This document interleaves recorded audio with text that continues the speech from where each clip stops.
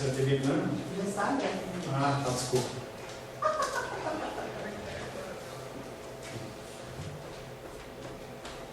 Ruth, nós vamos ler do verso 1. Capítulo 1. Você falou sobre do 6 ao Nós vamos ler até o verso 16. Ruth, capítulo 1, verso 1 em diante. Assim diz a palavra de Deus. Você não botou o Ruth ainda? Josué, Juízes, Ruth. 4 folhinhas. Ruth não veio para a escola dominical. O que foi? Porque a Ruth não veio hoje para a escola dominical. Ruth não. A Ruth 1. 16. Nos dias em que julgavam os juízes, houve fome na terra. Um homem de Belém de Judá saiu a habitar na terra de Moabe com a sua mulher e seus 2 filhos. Este homem se chamava Elimeleque e a sua mulher Noemi. Os filhos se chamavam Malom e Quilion, efrateus de Belém de Judá. Vieram à terra de Moabe e ficaram ali. Morreu Elimeleque, marido de Noemi, e ficou ela com seus 2 filhos, os quais casaram com mulheres moabitas. Era o nome de uma órfã e o nome de outra, Ruth, e ficaram ali quase 10 anos. Morreram também ambos, Malom e Quilion, ficando assim a mulher desamparada de seus 2 filhos e de seu marido. Então se dispuseram com as suas noras e voltou da terra de Moabe, porquanto nesta ouviu que o Senhor se lembrara do seu povo, dando-lhe pão. Saiu, pois, ela com as suas 2 noras do lugar onde estivera, indo elas caminhando de volta para a terra de Judá. Disse-lhes Noemi: Ide, voltai cada uma à casa da sua mãe, e o Senhor use convosco de benevolência, como vós usastes com os que morreram e comigo. O Senhor vos dê que sejais felizes, cada uma em casa do seu marido. E beijou-as. Elas, porém, choraram em alta voz e lhe disseram: Não, iremos contigo ao teu povo. Porém Noemi disse: Voltai, minhas filhas, por que iríeis comigo? Tenho eu ainda no ventre filhos para que vos sejam por maridos? Tornai, filhas minhas, ide-vos embora, porque sou velha demais para ter marido. Ainda quando eu dissesse: tenho esperança, ou ainda que esta noite tivesse marido e houvesse filhos, esperá-lo-íeis até que viessem a ser grandes? Abster-vos-íeis de tomardes marido? Não, filhas minhas, porque por vossa causa a mim me amarga o ser ter o Senhor descarregado contra mim a sua mão. Então de novo choraram em alta voz. Orfa, com um beijo, se despediu de sua sogra, porém Ruth se apegou a ela. Disse Noemi: Eis que tua cunhada voltou ao seu povo e aos seus deuses. Também tu, volta após a tua cunhada. Disse, porém, Ruth: Não me instes para que eu te deixe e me obrigues a não seguir-te, pois aonde quer que fores, irei eu, aonde quer que pousares, ali pousarei eu, e o teu povo é o meu povo, e o seu Deus é o meu Deus. Até aqui, palavra do Senhor, amém? Nós já estamos caminhando já há um tempo no livro de Ruth, e conta a história de Elimeleque, que quer dizer, acho que Deus é comigo, coisa desse tipo. Mas Noemi quer dizer... Vai lá beber água. Não está com problema de rir, não. Tá? E Noemi quer dizer alegre, formosa. E aquela mulher, com o seu marido e seus 2 filhos, Malom e Quilion, estavam na terra de Efraim. E aí faltou pão, faltou alimento. E eles ouviram falar que na terra de Moabe havia alimento. E aí eles saíram para lá. Chegando lá, como estrangeiros, eles se colocaram, e passado algum tempo, morre o marido. Noemi fica viúva, mas aí os seus filhos ainda podem dar continuidade à vida normal, ela não ficou abandonada. E aqueles homens, eles casaram com 2 mulheres moabitas, Orfa e Ruth.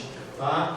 E aí a esperança daquela mulher de ter filhos, ter netos, não filhos, ter netos, ou continuar a geração do seu marido, era viva ainda. Mas a palavra de Deus diz que 10 anos aqueles homens conviveram com aquelas mulheres e não geraram filhos. Eu não sei o que aconteceu ali. Eu não sei se tinha a net, que eles não faziam nada, só ficavam vendo televisão. Eu sei que aqueles homens não geraram filhos. É uma coisa muito diferente, muito estranha. E passados esses 10 anos, esses dois homens morreram. Morreram Malom e morreram Quilion. E aí Noemi, numa terra estrangeira, com as suas 2 noras, que iriam ter por volta de 25 anos, a gente falou sobre essa idade, que elas casavam muito novas, a partir da primeira menstruação já era possível a mulher casar, mas jogando 15 anos de idade, elas casando, com mais 10, elas tinham por volta de 25, elas eram novas ainda. E elas começam as 3 a voltar, porque as mulheres naquela época não tinham como se sustentar e se cuidar. E ainda Noemi era estrangeira naquela terra. As pessoas olhavam de uma maneira diferente, porque os israelitas não se davam com os moabitas. Eles decidiram voltar. Estão voltando e pelo caminho ela olha para aquelas 2 moças e fala assim, elas são novas ainda. Filhas, voltem, vão para a casa dos seus pais, que com certeza vocês vão conseguir um marido de novo. E elas choram, dizendo que não vão. Ela tenta convencer aquelas mulheres e Orfa decide voltar. Orfa decide voltar, mas Noemi fica esperando. E Noemi, tanto nome de mulher, né? Noemi olha para Ruth e fala, Ruth, a tua cunhada já foi embora, vai você também. E aí finaliza nesse versículo 16 dizendo, não, eu vou com você, o teu povo é o meu povo, o teu Deus é o meu Deus. E naquele contexto ela está abrindo mão da sua família, ela está abrindo mão do seu Deus, que era um Deus chamado Deus Camus. Ela abre mão da sua crença, toda a sua crença, para andar junto com Noemi. Tá? Verso 17. Além dela fazer o compromisso de ter aquele caminho junto com a sua sogra, além dela falar que estaria com ela e que ela não iria abandonar, o verso 17 dá um cunho um pouco mais profundo. Onde quer que morreres, morrerei eu, e eu aí serei sepultado. Faça-me o Senhor o que bem lhe aprouver, se outra coisa não seja a morte me separar de ti. E aí, se você prestar atenção no que essa mulher falou, porque ela poderia ser fiel à sua sogra enquanto ela estivesse viva. Mas aqui ela está falando que mesmo após a morte, ela não iria sair de perto. Onde quer que morreres, morrerei eu. E aí a visão de uma pessoa, naquela época era muito complicado, uma pessoa estrangeira morrer num lugar diferente. Porque não haviam honras. E havia uma preocupação muito grande em relação ao onde você era enterrado, como que era o pós-morte. Havia muitas confusões. Essa mulher ela não tinha o entendimento de Israel. Então, se você fosse para o entendimento do Oriente Médio, dependendo do jeito que ela fosse enterrada, ela não iria alcançar a plenitude espiritual, o céu, alguma coisa desse tipo dentro lá. Então, a morte de uma forma vergonhosa era complicada. Então, as pessoas, por exemplo, que iam ser mortas de uma forma vergonhosa, não se enterrava, deixava o corpo ser jogado lá para ser comido pelos bichos, pelos animais, e aqueles ossos eles ficavam abandonados. Isso era considerado uma morte vergonhosa. E, embora impressionantes as promessas que acabamos de ver, elas se aplicavam apenas durante a vida de Noemi. Então ela poderia ser uma nora muito legal, cuidava da sua sogra até a morte, que não deveria ser muito tempo para frente, ela deveria ter alguma coisa em torno de 80 anos, 70 para cima. Naquela época a longevidade não era como a de hoje, não encontrava pessoas que nem o irmão Cláudio assim, vigoroso, jogador de basquete, entendeu? Que quer levar o portão no peito e tudo mais. Lembra disso? Né? Mas naquela época as pessoas morriam cedo. Então ela podia muito simplesmente, ela podia acompanhar aquela mulher dentro da época da vida dela, e depois ela voltava para casa. Ia continuar a vida dela, mas não, ela faz um compromisso e ela jura em nome de Deus. E ela fala, onde morreres eu morrerei, e aí serei sepultado. E ela fala, que Deus, o seu Deus, que Deus faça o que bem lhe aprouver se eu não cumprir o meu voto e a minha palavra. É muito sério. Tá? Você lembra o que os judeus falaram quando Jesus Cristo estava sendo crucificado? Que Pilatos olha para eles e fala assim, mas vocês querem que a gente mate o rei dos reis e em vez disso a gente solte Barrabás? O que eles falaram? O sangue desse inocente seja sobre a nossa cabeça e os nossos descendentes. Parte, lógico, do plano do Senhor não é regido por mãos humanas, mas parte do holocausto judeu vem disso, entendeu? Porque eles puxaram aquela maldição sobre a vida deles, que o sangue desse inocente cai sobre a nossa vida e sobre os descendentes, tá?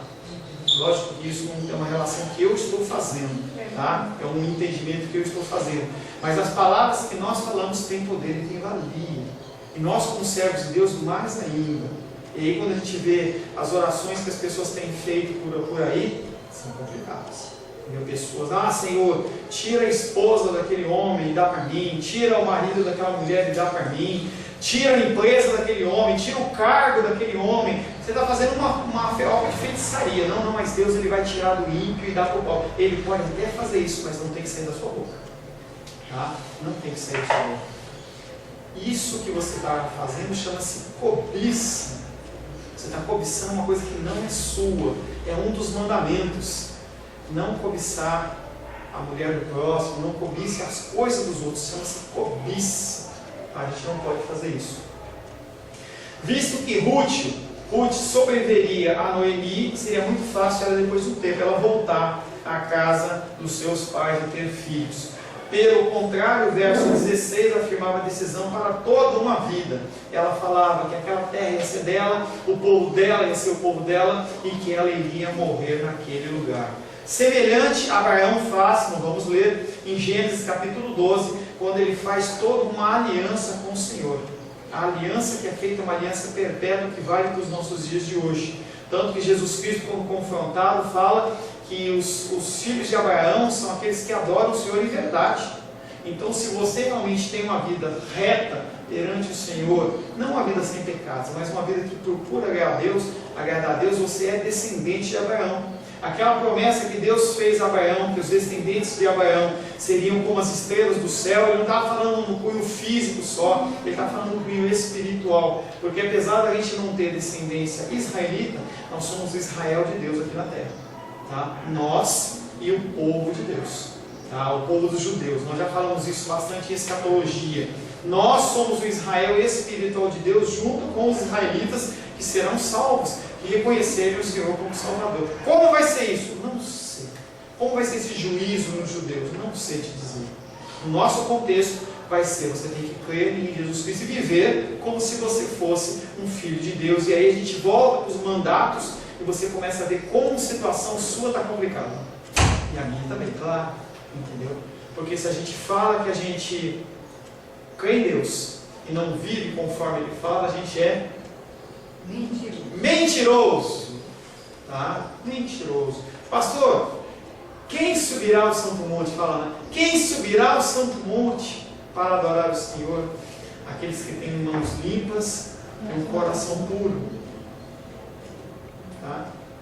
Como que a gente faz isso? Espírito Santo de Deus.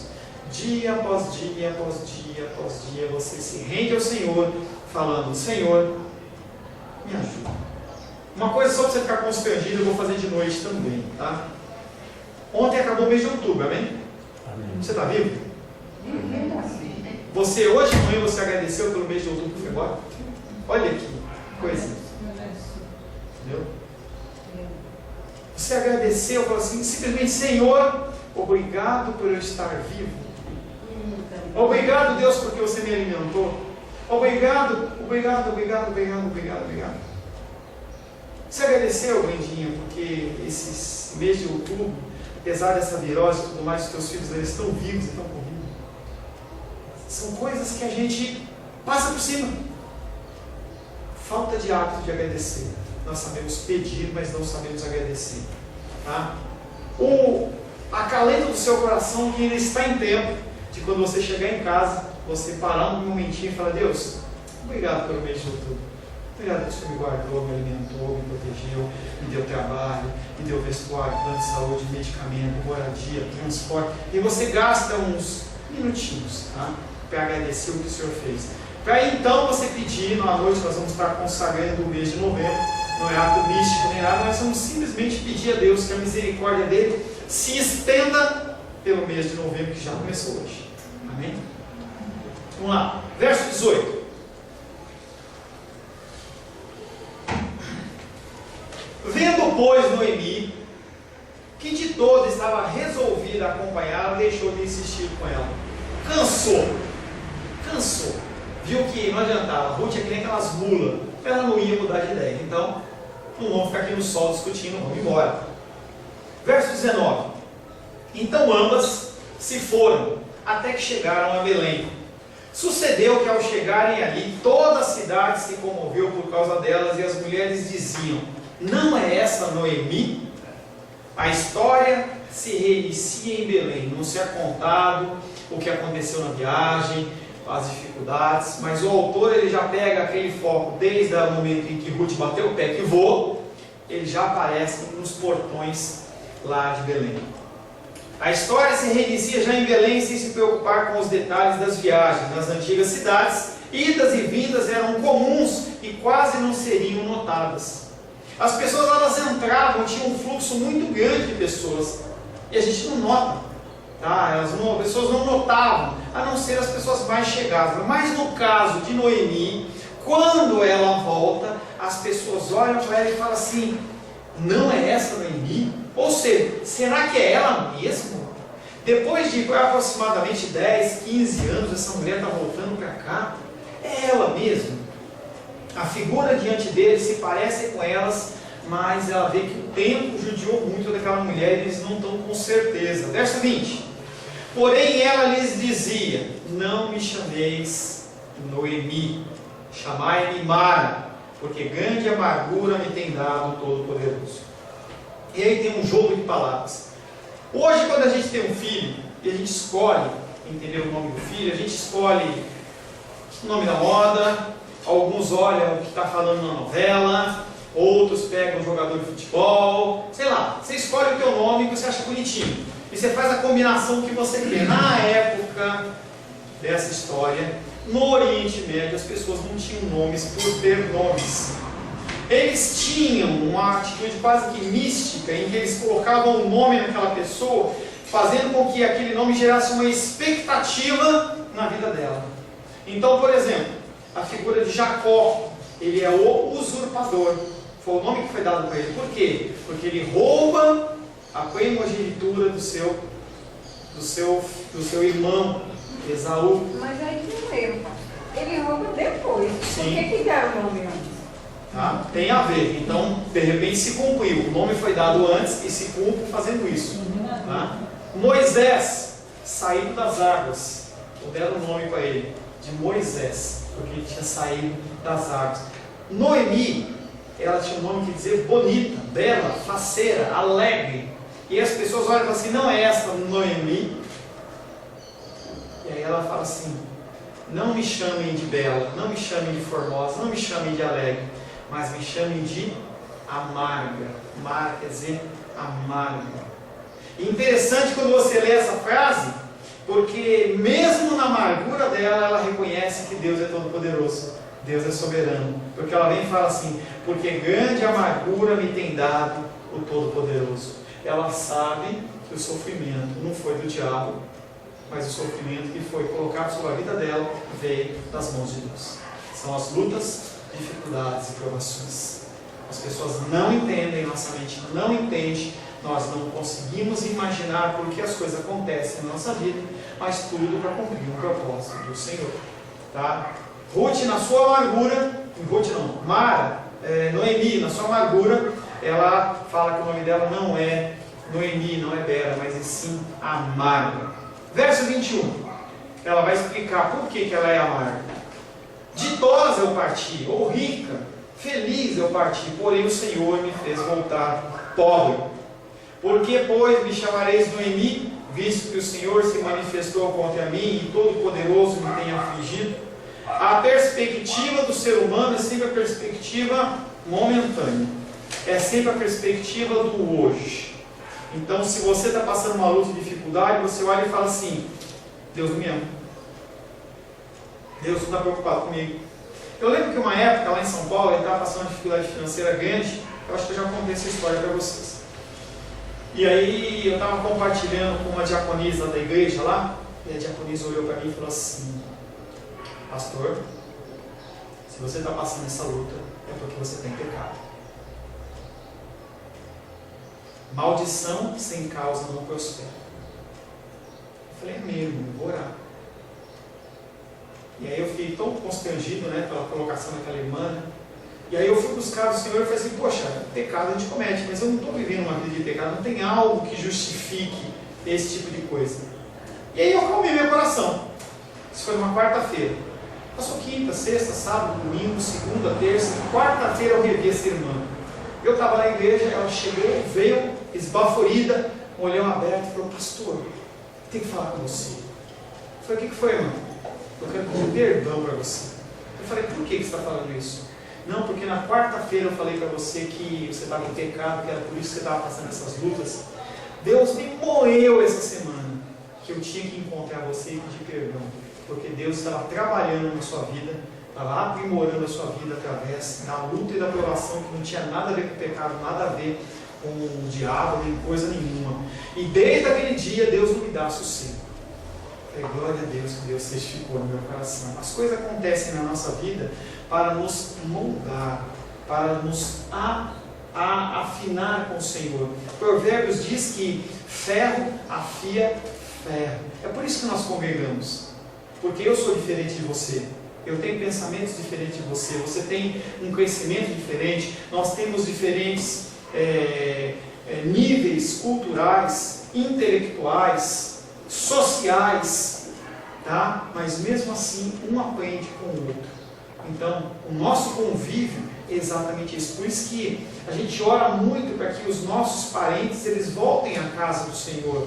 Tá? Eu tenho minha irmãzinha que está afastada. Nós temos outras pessoas aqui que se dizem cristãs, mas não estão na casa do Senhor. A gente olha e fala assim, mas ela não tem comunhão. A gente tem que orar muito por essas vidas.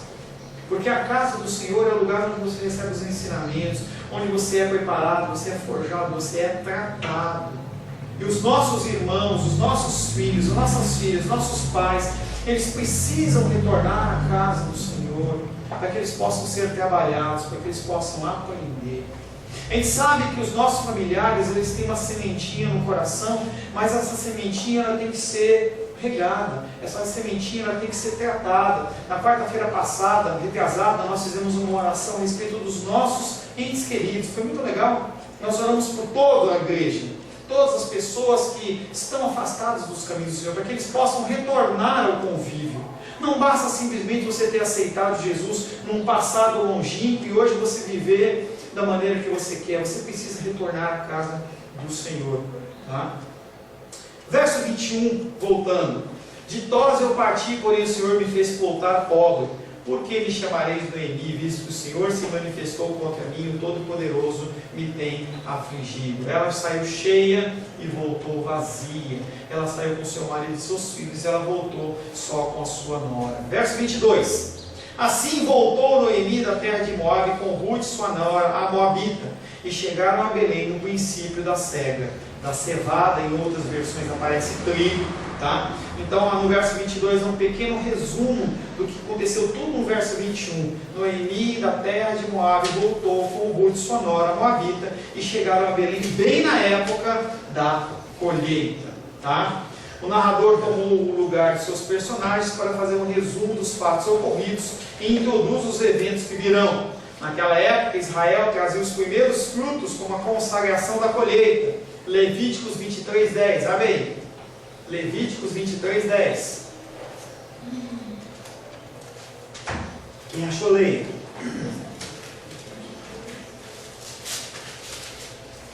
Fala aos filhos de Israel e dize: quando entrardes na terra que vos dou, e cegardes a sua messe, então trareis o molho das primícias da vossa messe aos sacerdotes. Tá? Era um procedimento, não da terra de Moabe, mas dos israelitas. Eles entendiam que eles tinham que trazer uma oferta, fazer o dízimo, entendeu? Da sua plantação, consagração, que é o que eu falei para você. Você agradece ao Senhor pela proteção do Senhor em outubro, e aí você consagra o mês de novembro, pedindo que o Senhor guarde. Tá? Essa colheita ela durava por volta de 2 semanas. A partir do momento em que o trigo estava pronto para a colheita e se iniciava a colheita, era por volta de 2 semanas. E você vai ver que essa informação tem muita valia quando nós iniciarmos daqui a pouquinho o capítulo 2, verso 1, em que você vai ver que Ruth, ela nem desarruma a bagagem dela, ela já parte para o trabalho porque o tempo é muito curto. Tá? Capítulo 2. Ruth, capítulo 2. Verso 1 diz o seguinte: tinha Noemi um parente de seu marido, senhor de muitos bens da família de Elimeleque, o qual se chamava Boaz. E aí é apresentado um novo personagem, Boaz. E aí se é colocada a figura de Elimeleque, entendeu, como sendo parente dele. Já falei isso, vou falar novamente para vocês. Tinha uma lei que chamava lei do levirato, que era uma lei que falava da seguinte maneira: se eu sou casado com Rosângela, e aí o meu cunhado, ele morre, eu sou obrigado a tomar minha nora para cuidar dela e não deixar ela abandonada. E até tratá-la como esposa, sendo que o filho que ela gerasse, era a continuidade da linhagem do ex-marido dela, do falecido marido dela. Era uma lei que havia de proteção às mulheres, porque as mulheres que ficavam sozinhas, ou solteiras, ou viúvas, elas morriam. Elas podiam ser abusadas em uma série de contextos. Então havia necessidade, havia essa lei, que era uma lei de proteção para as mulheres. Tá? Então se é introduzida a figura de Boaz, é apresentado um novo personagem cujo verdadeiro aparecimento vai vir só mais tarde. Só se fala, só se cita o nome dele, mas ninguém sabe quem ele é. Mais especialmente, o novo personagem era parente de Noemi através do seu esposo, tendo em vista a referência à família de Elimeleque que segue. Essa expressão sugere que ela chegou inclusive a conhecê-la, porque para fazer uma referência como essa, ela tinha que ter tido algum contato com esse homem, e o contato onde as famílias se interagiam mais era no casamento. Então provavelmente Elimeleque, ele conhecia Boaz do casamento dele. Boaz, ele foi sim no casamento. Então a primeira coisa que tem que entender que esse homem não é um homem novo, não é um jovenzinho.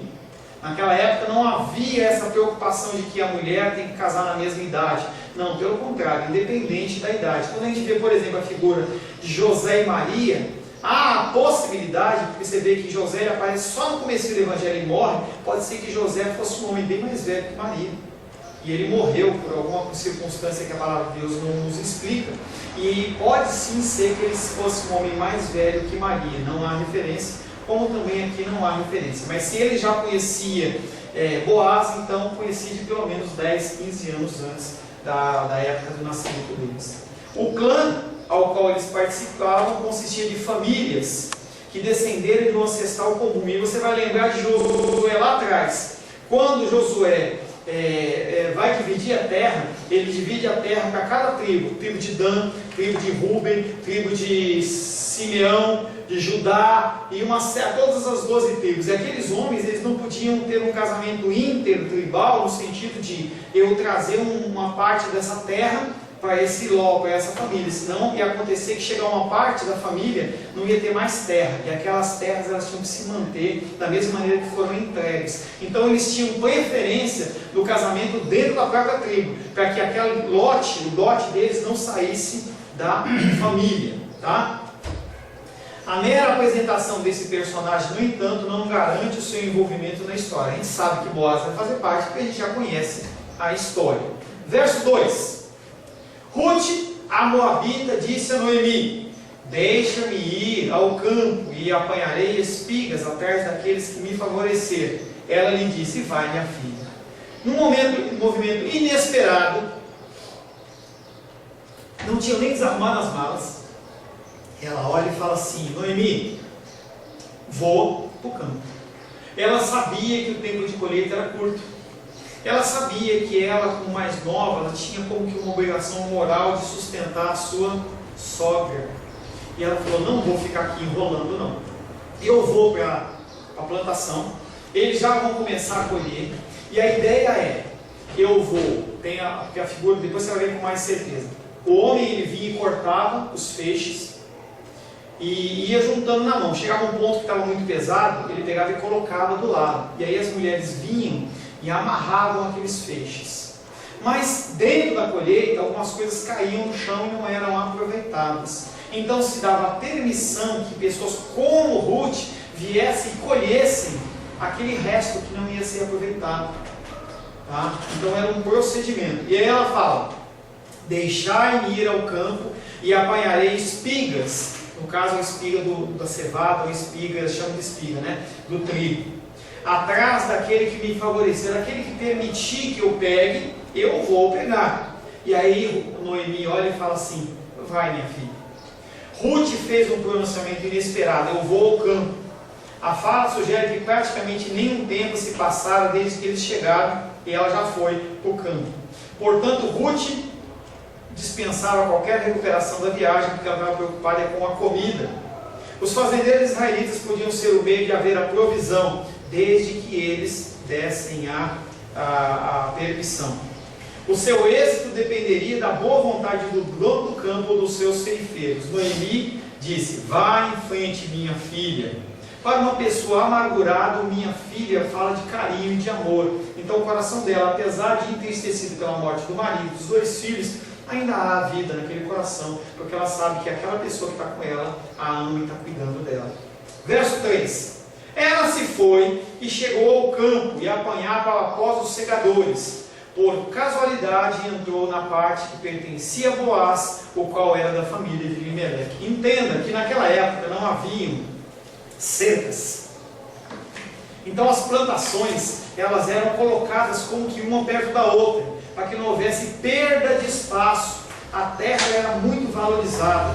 Então quem conhecia eram as pessoas que estavam lá, haviam laços familiares. Então, por exemplo, se eu sou irmão do Sebastião, eu não preciso de uma cerca para dizer para mim que eu não posso passar para lá. Então simplesmente eu estou aqui, eu faço minha plantação aqui, ele faz a dele ali, e havia umas plantações que eram grudadas uma na outra.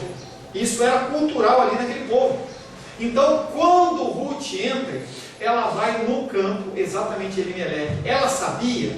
A Bíblia diz que não. Diz que como que por sorte ela vai. A gente sabe muito bem que já é a mãozinha de Deus fazendo a ligação, tanto de Ruth com a figura de Boaz, que vai aparecer um pouco mais para frente. Ela se foi, chegou ao campo e apanhava após os segadores por causalidade ou por sorte, entrou na parte que pertencia a Boaz, qual era da família de Elimeleque. Verso 4: eis que Boaz veio de Belém e disse aos segadores: o Senhor seja convosco. Responderam-lhe eles: o Senhor te abençoe. Surpresa! A mesma coincidência que levou Ruth para aquele campo, no meio de um monte de campo, também levou Boaz para ver como que estava a colheita. Naquele mesmo momento ele está chegando. Um pouco mais tarde, Boaz chegou e se colocou perto, no mesmo campo de Ruth. Para todos os efeitos, ele fala que a boa sorte de Ruth teve uma dimensão a mais. Não só aconteceu de ela estar naquele campo, que era o campo que ela tinha que estar, mas também no momento em que o dono do campo estava chegando. E aí ele fala, com um aceno de mão para aqueles funcionários deles: que Deus esteja com vocês. Visto que os israelitas normalmente se saudavam com um simples shalom, shalom quer dizer paz em hebraico, eles se cumprimentavam com shalom. Ele estava naquele ali dando um cumprimento regional, em que ele falava assim: o Senhor seja convosco. Seja convosco no quê? No seu trabalho. Ele estava como dono da terra, abençoando o trabalho daquelas pessoas. Essa era uma fórmula de abençoação, entendeu, dos funcionários. Ele responde que Deus também esteja com você. Então um abençoava o outro e era um procedimento. Verso 5: depois perguntou Boaz ao servo encarregado dos segadores: e quem é essa moça? E ele olha e vê a figura de Ruth. Entenda que Ruth não poderia trabalhar se não houvesse a permissão. Não se sabe em que hora que ela chegou lá. Então a figura que dá a entender é: Ruth chegou, perguntou se podia, E aí o líder lá, o chefe lá, não disse nem sim nem não, e ela ficou parada esperando. E ele olha e fala assim: de quem é essa moça? É do meu irmão? É do meu tio? É alguma pessoa que está precisando de trabalho? É alguém? Quem é essa moça? Ele dirigiu a pergunta ao seu encarregado, querendo saber quem era. Verso 6, respondeu-lhe o servo. E aí a resposta do servo é bem mais completa que a pergunta de Boaz. Essa é a moça moabita que veio com Noemi da terra de Moabe. Ele vai e explica: essa mulher ela voltou lá de Moabe, ela é moabita, mas ela é filha ela está como filha de Noemi, ela é nora de Noemi, mas ela está como filha. A breve pergunta de Boaz trouxe uma resposta longa e detalhada do encarregado. O encarregado explicou que Ruth, uma jovem moabita, voltou com Noemi dos países de Moabe. Verso 7. Disse-lhe ela, disse para o encarregado: deixe-me rebuscar, esse é o termo, rebuscar é pegar o resto que cai, tá? Deixe-me rebuscar espigas e ajuntá-las entre as gavelas, que é aquelas ondinhas, sabe aquele buraquinho, aquele onde passa a água, que tem aquele negócio, aquele vãozinho, tá? Deixe-me rebuscar espigas e ajuntá-las entre as gavelas após os segadores. Assim ela veio desde pela manhã e até agora está aqui, menos um pouco que esteve na choça. Então, choça o que é?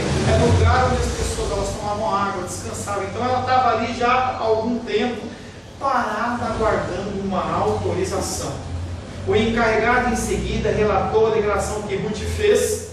Ruth se apresenta como uma mulher ousada, estaria pedindo algo um tanto ousado, a saber, rebuscar não entre os pés, mas entre os montes de espigas já ceifadas. E o pedido dela não é um pedido normal, de só ir pegando atrás. Ela quer olhar no meio daquilo que foi colocado pelos homens, foi amarrado pelas mulheres, ela quer olhar ali e pegar as coisas que são mais feinhas, estão sem validade, os pintinhos, né, que não estão bons, ela quer escolher ali. Então ela precisa de uma autorização a mais, para ela mexer e não pegar coisa boa em lugar de coisa ruim.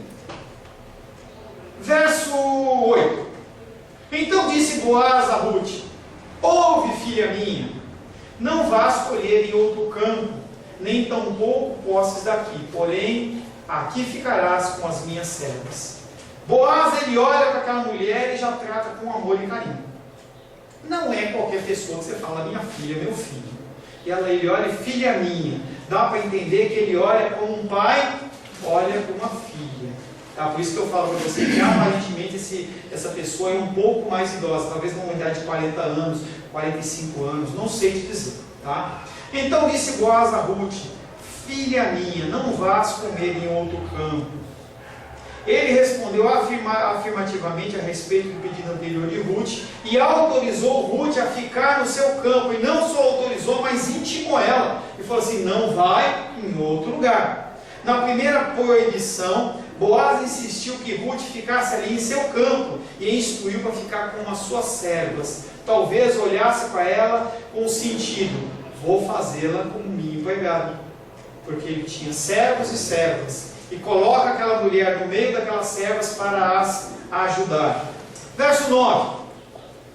Estarás atenta ao campo que cegarem e irás após elas. Não dei ordem aos servos que não te toquem. Onde tiveres sedes, vai às vasilhas e bebe do que os servos tiraram. É interessante você olhar uma situação como essa, porque quando você olha, por exemplo, lá no Êxodo de Moisés, você vê que Deus ele endurece corações. Tá? E nesse caso foi ao contrário.